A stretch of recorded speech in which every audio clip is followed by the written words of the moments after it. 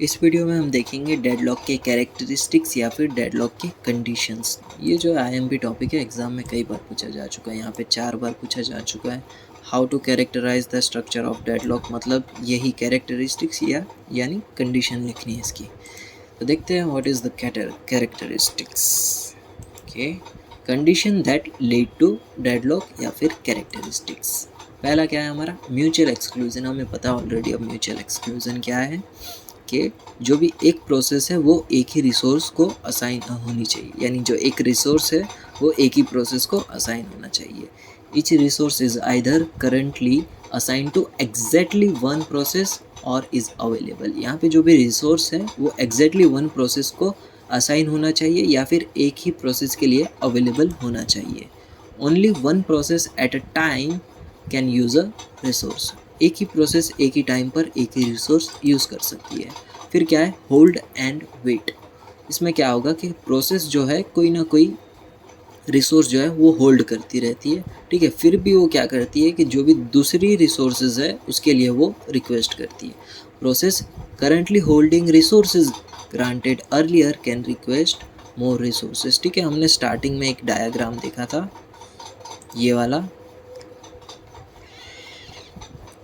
यहाँ पर P1 जो है P1 के पास ऑलरेडी R2 के रिसोर्सेज है, फिर भी ये क्या करेगा कि P1 जो है वापस R2 के लिए रिक्वेस्ट करेगा। तो ये क्या हो गया हमारा, ये ऑलरेडी ये होल्ड कर रहा है, फिर भी इसने इसके लिए रिक्वेस्ट की।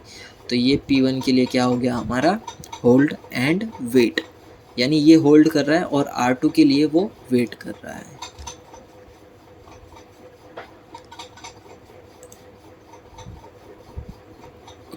Hold and wait. No preemption, यानी अगर आपने एक बार प्रोसेस असाइन कर दी तो फिर आप इसमें रिसोर्सेज है, तो आपने अगर किसी प्रोसेस को रिसोर्स असाइन कर दिए तो फिर उससे आप वो प्रोसेस रिसोर्सेज जो है वो आप वापस छीन नहीं सकते, ठीक है। आपने एक प्रोसेस को कुछ रिसोर्सेज असाइन कर दिए और फिर वो रिसोर्स आप उससे फोर्सिबली टेक नहीं कर सकते, यानी उससे छीन नहीं सकते हो। ओके, सर्कुलर वेट वही अभी पिछला डायग्राम अभी देखा ना हमने, यहाँ पर जैसे यहाँ पे सर्कुलर बन रहा है, ये सर्कुलर वेट की बात हो रही है यहाँ पर। There must be a circular chain, ठीक है। ऐसा सर्कुलर चेन बनना चाहिए या फिर सर्किट बनना चाहिए ऑफ 2 और मोर प्रोसेसेस। 2 या फिर 2 से ज़्यादा प्रोसेस के लिए जो है ये सर्कुलर चेन बन जाएगा। Each process is waiting for the resource that is held by the next member of the chain. तो इसके अंदर हमें पता है कि जो भी फर्स्ट प्रोसेस के रिसोर्स है वो नेक्स्ट प्रोसेस के रिसोर्स के लिए रिक्वेस्ट करेंगे, वही जो पूरी चेन है वो चलती रहेगी। और जब ये चारों कंडीशन जो है अप्लाई हो जाए तब हम कह सकते हैं कि डेडलॉक जो है वो अकर हुआ है, ठीक है। All 4 of this condition must be present for deadlock to occur. Deadlock के अकर होने के लिए ये 4 कंडीशन जो है वो प्रेजेंट होना ज़रूरी है।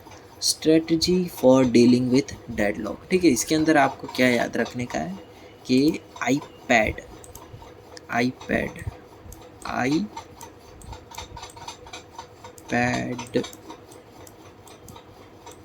ओके। आई यानी क्या, इग्नोरेंस, डेडलॉक इग्नोरेंस। फिर पी यानी प्रिवेंशन, और ये ए यानी अवॉइडेंस, और डी यानी डिटेक्शन एंड रिकवरी, ठीक है। आई पैड याद रखना है आपको, ठीक है। आई यानी इग्नोरेंस, पी यानी प्रिवेंशन, ए यानी अवॉइडेंस और डी यानी डिटेक्शन एंड रिकवरी। तो ये आई पैड आपको याद रखना है जब भी आपको स्ट्रेटजीज पूछे या फिर स्ट्रेटजी फॉर हैंडलिंग डेडलॉक, तब आपको यही लिखना है।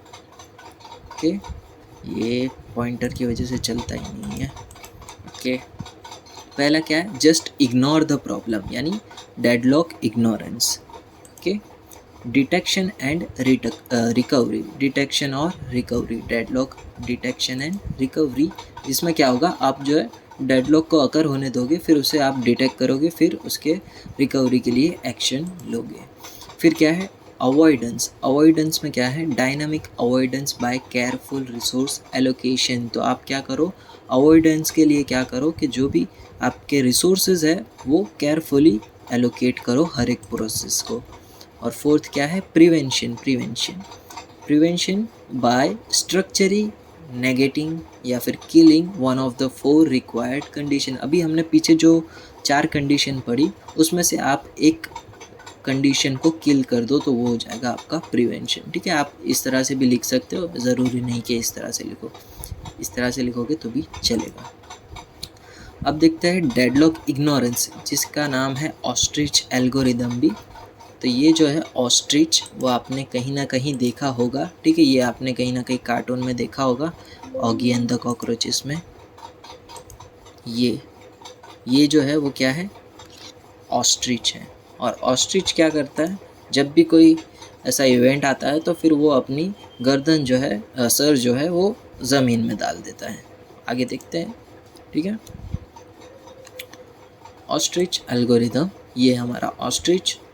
अब क्या होगा, जब भी कोई स्टॉर्म या फिर साइक्लोन होगा तब ये ऑस्ट्रिच क्या करेगा, puts his head into the sand या फिर ground and pretend that there is no problem at all. जब भी कोई स्टॉर्म या फिर साइक्लोन आएगा तब ये क्या करेगा, अपना सर जो है वो ग्राउंड में डाल देगा और ये समझेगा कि कुछ हुआ ही नहीं है, कुछ प्रॉब्लम है ही नहीं। ठीक है, इस तरह से ज़मीन में अपना सर डाल देगा। सेम उसमें पीछे कार्टून में भी वही था। तो हमें इसमें डेडलॉक में क्या करना है, डेडलॉक को इग्नोर कर देना और यूं ही समझना है कि डेडलॉक कभी लगा ही नहीं था। ये जो है कब रीज़नेबल होगा, जब डेडलॉक वेरी रेयरली अकर होगा। ठीक है, डेडलॉक जो है कभी कभार ही अकर हो सकता है, उस केस में ये जो है वो रीज़नेबल है। और ये जो है डिफ़िकल्ट टू डिटेक्ट है। ठीक है, अगर आप डिटेक्ट नहीं कर पा रहे हो कि डेडलॉक लगा है या नहीं तो फिर आपको डेडलॉक इग्नोर ही करना होगा। Cost of prevention is high. ठीक है, अभी प्रिवेंशन हम आगे देखेंगे। अगर कॉस्ट ऑफ प्रिवेंशन जो है अगर हाई है तब भी आपको डेडलॉक इग्नोरेंस रीज़नेबल लगेगा। यूनिक्स और विंडोज़ जो है वो ये अप्रोच को फॉलो करते हैं। ठीक है, विंडोज़ भी ये अप्रोच जो है फॉलो करता है।